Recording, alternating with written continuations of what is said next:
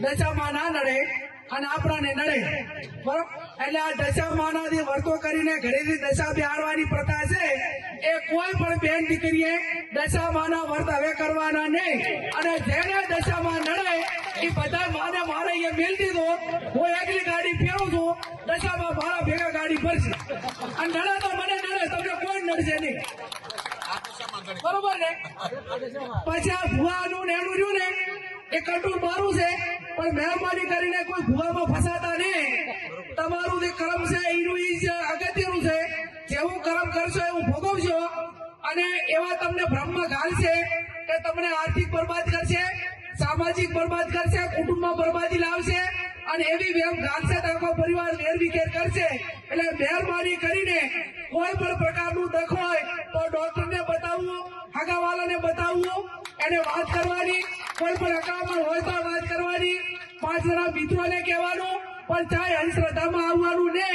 અને ભોપા જો આખા દેહનું બધું મટાડી દીધા હોય તો હું કેશોદી આ સાહેબ બે તમે કોઈ ભોપાની બાધા રાખા અને અમે તમારે અહીંયા કોઈ પણ કામ ના કરા અને ચૂંટણીમાં ફોર્મ ભરા દીધા તો એ ભોપો હાજો તો અમે ભોપા લઈને બેહી રહ્યા ને ભાઈ। તો સવારે 5 વાગે ઉઠીને રાતે વગાતા સુધી બાધામાં શેર છૂટ લઈને ફરવાનું કોઈ કારણ કરો તો ભાઈ ભોપો જીતાડી દે। એટલે ચાહે ભોપાની વાતરી જે ભોપા હોય માફ કરે ને કે પેલો આપણો ના નડે ભાગે, બરોબર। એટલે આ માત્ર ભ્રમો છે, માત્ર કમાણી અને સાધન છે, ટોકા રસ્તા છે, લોકોની માનસિકતા એની સમજણ કેટલી છે, એની મગજની કેપેસિટી કેટલી છે એ નક્કી કરીને બ્રહ્મ ગાતા હોય છે। એટલે મહેરબાની કરીને કોઈ પણ પ્રકારની તકલીફ હોય તો જેનો જે નિષ્ણાત હોય એના કંદાવો, હગાવાલાનું હોય તો હગાવાલા કંદાવો, દખ દાતું હોય ડોક્ટર કંદાવો અને જે કાંઈ હોય એ થરાદ તાલુકો, રાહત તાલુકો અને લાગણીના 11 ગામ એ સમગ્ર બનાસકાંઠાનું ઠાકોર સમાજનું બંધારણ એટલે સમાજના પ્રસંગો હોય, ધાર્મિક પ્રસંગો હોય અને કોઈ પણ પ્રકારના જે પ્રસંગો હોય એમાં કઈ રીતે ખર્ચા કાપી અને સમાજ શિક્ષણ તરફ આગળ વધે। બીજા સમાજની સરખામણીમાં ઠાકોર સમાજમાં શિક્ષણ નથી તો એનું કારણ શું કે ક્યાંક ને ક્યાંક આર્થિક રીતે સમાજ એ બીજા પ્રસંગોની અંદર ખર્ચા કરે છે અને એના કારણે જે દીકરા દીકરીઓને પૂરા ભણાવવા હોય ભણાવી શકતા નથી। એટલે વ્યસન મુક્તિની વાત હોય, વર્તમાન સમયમાં ડ્રગ્સ અને દારૂ આ સમગ્ર વિસ્તારની અંદર ઘણા બધા સમાજના યુવાનો એ બરબાદ થઈ રહ્યા છે।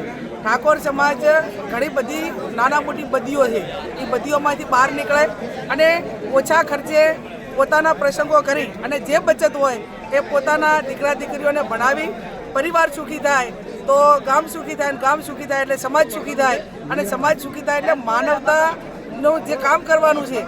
આવડો મોટો સમાજ હોય એટલે તમામ રીતે વેલ સેટ હોય તો ક્યાંક ને ક્યાંક બીજા સમાજને મદદરૂપ થઈ શકે, પણ આવડો મોટો સમાજ જો બદીઓમાં હોય તો ક્યાંક ને ક્યાંક બીજા સમાજને પણ બદીઓના કારણે ક્યાંક ને ક્યાંક નુકસાન થાય। એટલે માનવતાનું ઉદાહરણ પૂરું પાડવા માટે માનવતાની દ્રષ્ટિએ ક્યાંક નાના મોટી મદદ થઈને બીજા સમાજો જીવે છે એની હરખામણીમાં ઠાકોર સમાજ આગળમાં ખૂબ આગળ વધે એના માટેના સમાજના એક પ્રયાસો છે।